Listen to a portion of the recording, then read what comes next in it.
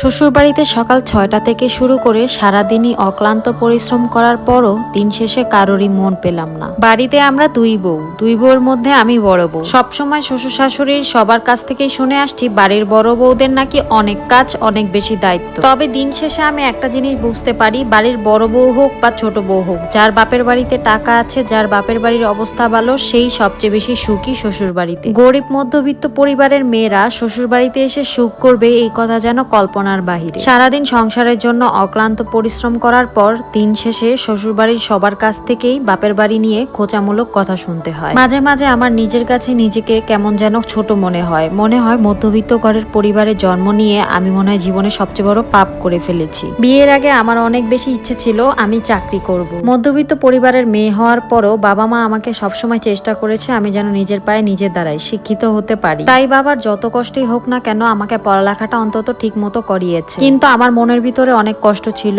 এত পড়ালেখা করানোর পরও আমি চাকরি করে কখনোই বাবা মাকে সাহায্য সহযোগিতা করতে পারি। তবে আমার বাবা সবসময় একটা কথাই বলেছে, পড়ালেখা কখনো ফেলনা হয় না, পড়ালেখা করলে এক সময় না এক সময় কাজে লাগবেই। পড়ালেখা শেষ করতে না করতেই বিয়ের জন্য বাসায় অনেক প্রস্তাব পাওয়া শুরু করলো। তখন বাবা মা বাধ্য হয়ে, যেহেতু মেয়ের বিয়ের বয়স হয়েছে, মেয়েকে বিয়ে দিয়ে দেয়। অনেক বড় জয়েন্ট ফ্যামিলিতে আমাকে বিয়ে দেওয়া হয়। বাড়ির বড় বউ হওয়াতে সংসারের যত দায়িত্ব ছিল সব সংসারের চাপ আমার একার হাতেই চলে আসে। তখন আর নিজে যে একটা ইচ্ছা আছে সেগুলো আর চিন্তা করতে পারিনি। মেয়েদের বিয়ের পর সংসারের চাপে নিজের যত শখ আহ্লাদ ইচ্ছা আছে সবকিছুই মাটি চাপা দিতে হয়। সকাল 6টা বাজে উঠে সবার জন্য নাস্তা রেডি করা, সবাইকে নাস্তা দিয়ে আবার হাজবেন্ডের জন্য সবকিছু রেডি করা, যেহেতু সে চাকরিজীবী, একটার পর একটা কাজ যেন চলতেই থাকে। মাঝে মাঝে সংসারের কাজের চাপে নিজের খাবারের কথাও ভুলে যায়। বাড়ির পুরুষদের কোনো কিছুতে কমতি হয়ে গেলে তখন তারা বলে আমরা সারাদিনই বাইরে কাজ করি, আমরা অক্লান্ত পরিশ্রম করি, আমাদের কোনো কিছু কমতি যেন না হয়। সারাদিনে 10-12 ঘন্টা কাজ করে পুরুষ মানুষের মধ্যে যে একটা অহংকার থাকে, সেই অহংকার কিন্তু বাড়ির বউদের মধ্যে থাকে না। বাড়ির বউরা 24 ঘন্টা কাজ করলেও তারা কখনোই মুখ ফুটে বলতে পারে না যে আমরাও তো সারাদিন কাজ করি, আমাদেরও একটু রেস্টের প্রয়োজন। কিন্তু পুরুষ মানুষ কিন্তু সহজেই বলে ফেলে বাইরে কাজ করে এসেছি, আমাদের এখন রেস্টের প্রয়োজন।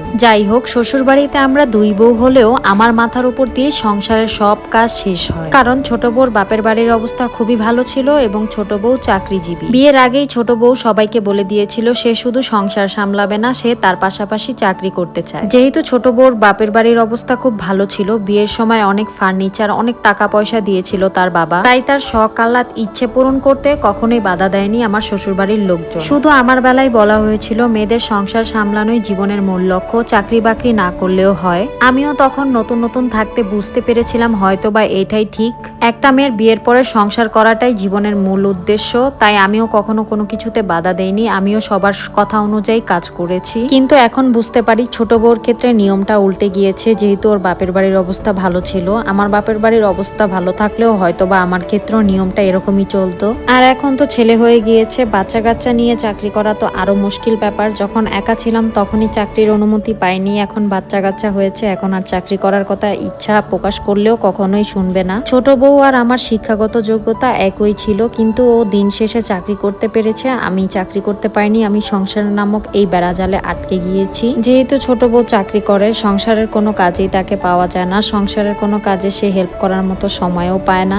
যদিও বা সময় পায়, আমার শ্বশুর শাশুড়ি কখনোই তাকে দিয়ে কোনো কাজ করাতে চায় না। সবসময় বলে আমাদের ছোট বউ চাকরিজীবী, ও চাকরি করবে, ও আবার বাসার কাজ কেন করবে, একটু ফ্রি সময় থাকলে ও সেই সময়টা একটু রেস্টই করুক। শ্বশুর বাড়ির লোকজনরা তো আছে, কিন্তু আমার প্রতি অবিচারের কথা আমার স্বামী জানলেও কোনোদিনও তা প্রতিবাদ করেনি। সে সবসময় বলেছে আমার বাবা মা যা করবে ভালোর জন্যই করবে, মুরব্বী মানুষরা কখনো ভুল করতে পারে না, তুমি ধৈর্য ধরো। তাই এখন আর কারো প্রতি কোনো অভিযোগ করি না। অভিযোগ যখন করতাম, যখন অভিযোগ ছিল, তখনই কেউ কোনোদিন এটা কানেও নেয়নি, নিজের স্বামী তো কানে নেয়নি, এখন আর বা কাকে এগুলো বলবো। সবচেয়ে বেশি কষ্ট লাগে তখনই যখন শ্বশুরবাড়ির লোকজনদের জন্য সারাদিন কষ্ট করে গাধার মতো কাজ করি, তারপরও দিন শেষে তারা বলে আমি নাকি কোনো কাজই করি না, আমার কাজ নাকি হয় না, আমার কাজে অনেক ভুল আছে, এতটুকু একটা সংসারের কাজ নাকি আমার করতে অনেক বেশি কষ্ট হয়ে যায়, আমি নাকি অনেক বাহানা করি কাজ না করার জন্য।